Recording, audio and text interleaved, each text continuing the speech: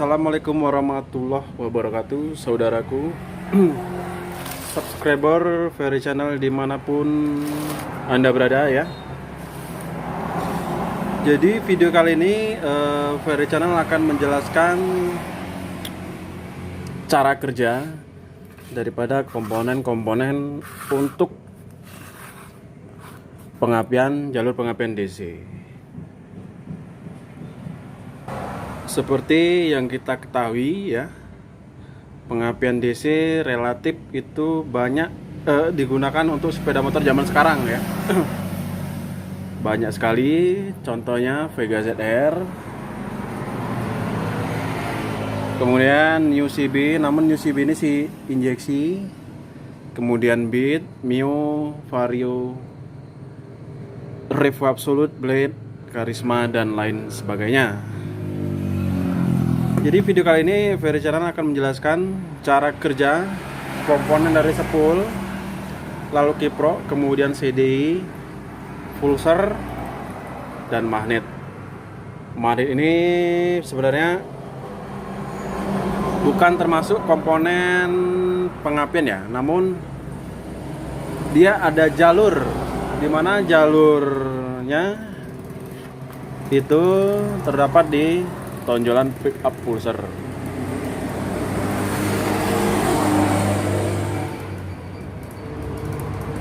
Oke saudara, ini kita langsung saja ya.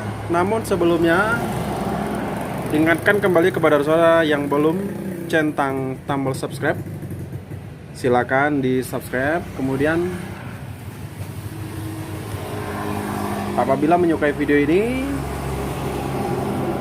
jangan lupa untuk di like, share ke teman-teman kalian semuanya, supaya kita sama-sama belajar.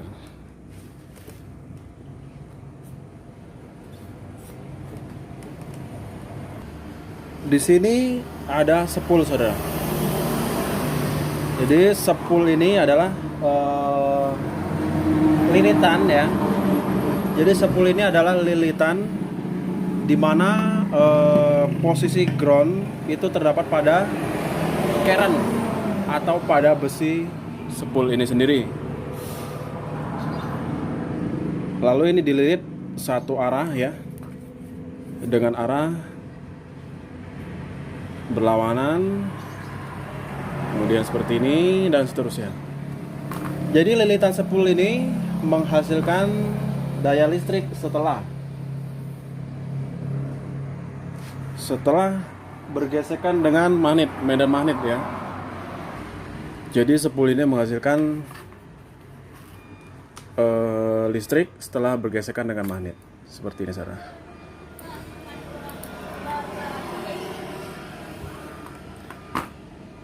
Lalu setelah api yang dihasilkan tadi adalah arus AC saudara, yaitu arus bola balik. Jadi arus AC tadi dimasukkanlah ke kiprok saudara. Ini adalah Akipro ya. Ini saya gunakan punya Honda, yaitu punya Beat KVY. Biasanya di jalur sepul ini adalah 3 kabel ya. Kalau untuk Honda itu relatif 3 kabel semua. Kebanyakan Vario, Beat, kemudian Blade.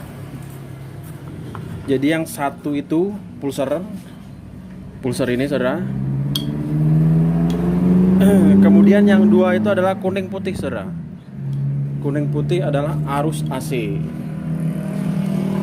Lalu kuning putih itu masuk di soket ini saudara. Soket bagian kuning putih yang di kiprok. Oke. Satu di ground ini masa, kemudian yang satu lagi merah.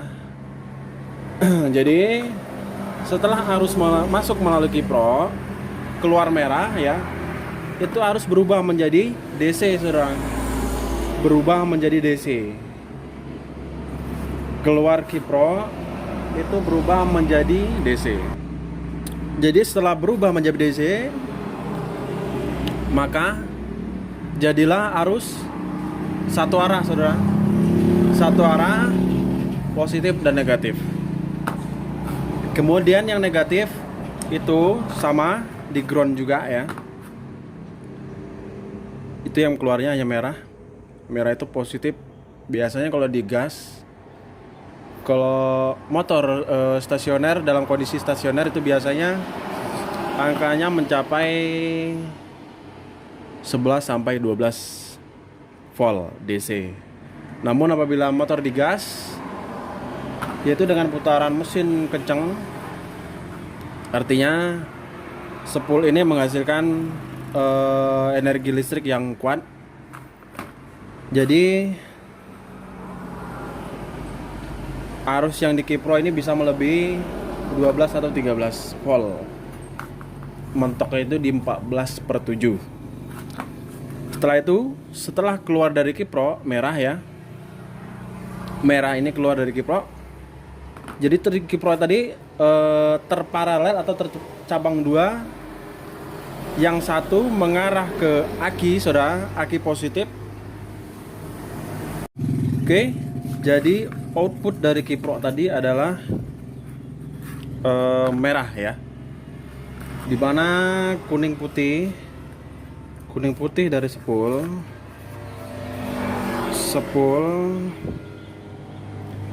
itu masuk ke kipro. Sementara di kaki kipro ada 4 soket atau 4 kabel.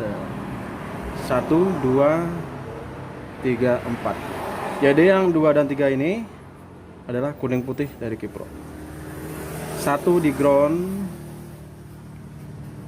Kemudian yang 4 ini ada keluar yang 4 inilah adalah arus yang dihasilkan ini menjadi arus satu arah, yaitu positif dan negatif atau DC. Jadi arus ini tadi yang keluar dari kipro itu terparalel, saudara, tercabang dua. Ya, tercabang dua di sini. Setelah itu yang ini masuk ke positif aki. Oke. Yang ini negatif aki tetap di ground. Aki tetap di ground. Ya. Yang ini cabang dua ini masuk ke kontak.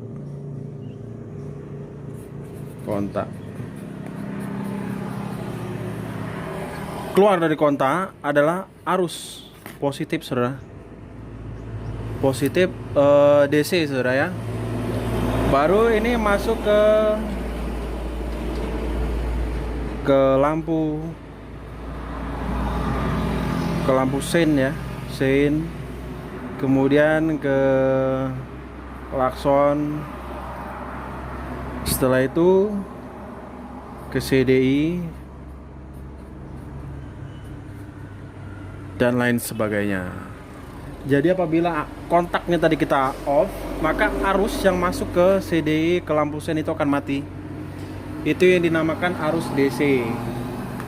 Jadi arus DC itu adalah arus setelah kontak searah. Setelah itu masuk ke CDI, kemudian klakson, sein dan lain sebagainya. Setelah itu di sini di manit ada tonjolan pickup pulser, saudara. Tonjolan pickup pulser. Ini fungsinya apa? Fungsinya sebagai pemutus penyambung arus. Jadi fungsinya sebagai pengirim sinyal, saudara. Nah, gitu ya.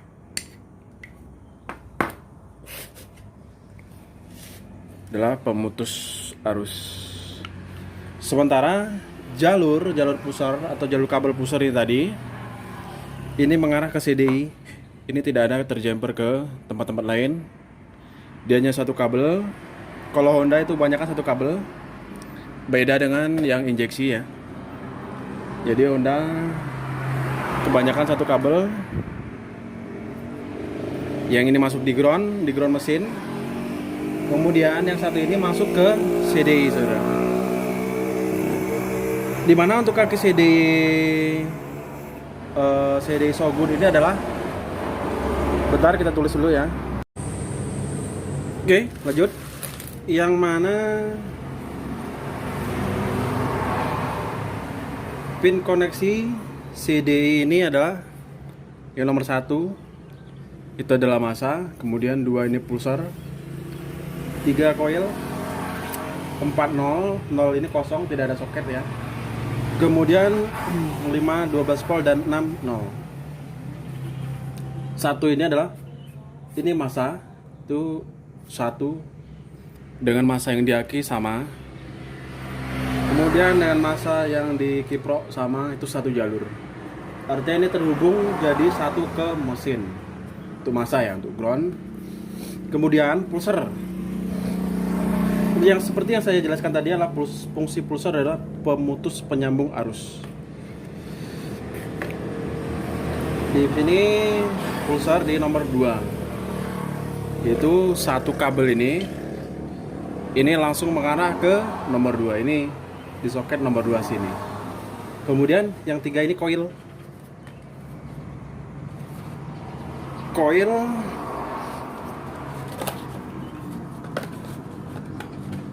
Untuk coil apa saja sama, saudara. Ini coil bandit 400 ya. 2 kabel, 2 untuk soket coil, 2 kabel coil. Jadi untuk coil sama saja, mau pakai coil Supra, coil Beat, coil Tiger sama aja. Jadi coil ini tadi itu masuk ke soket yang positif, yang plus ya. Ini saya ambil contoh dari coil bandit, tapi untuk di motor-motor bebek jangan dipakai coil ini ya, nanti satu arusnya mau dibuang kemana. Jadi yang kaki coil ini masuk ke positif, saudara, dan yang di negatif di coil itu bisa dijemperkan ke ground. Setelah itu yang 4 adalah 0 ya. 4 ini 0, kemudian yang 5 itu adalah 12 volt. 5 ini adalah 12 volt, artinya 12 volt ini diambil dari jalur setelah kontak, saudara. Jalur setelah kontak. Jalur setelah kontak, jadi pada posisi kita on kan kontak CDI otomatis terisi dengan arus 12 volt. Namun apabila kita kontak, kita off kan ya, otomatis CDI menjadi tidak berapi atau tidak ada api. Setelah itu nomor 6 juga 0. Jadi fungsi daripada pulser ini tadi ya, itu untuk mengirimkan sinyal pada saat titik timing ini bersentuhan ya, bersentuhan dengan pulser seperti ini.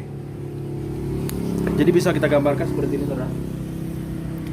Kita gambarkan.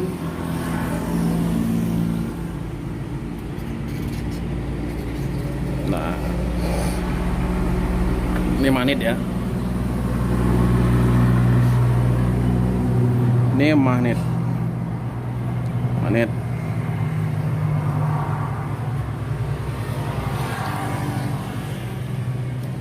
Di sini adalah knock pulser atau pick up pulser. Sedangkan di sini pulser.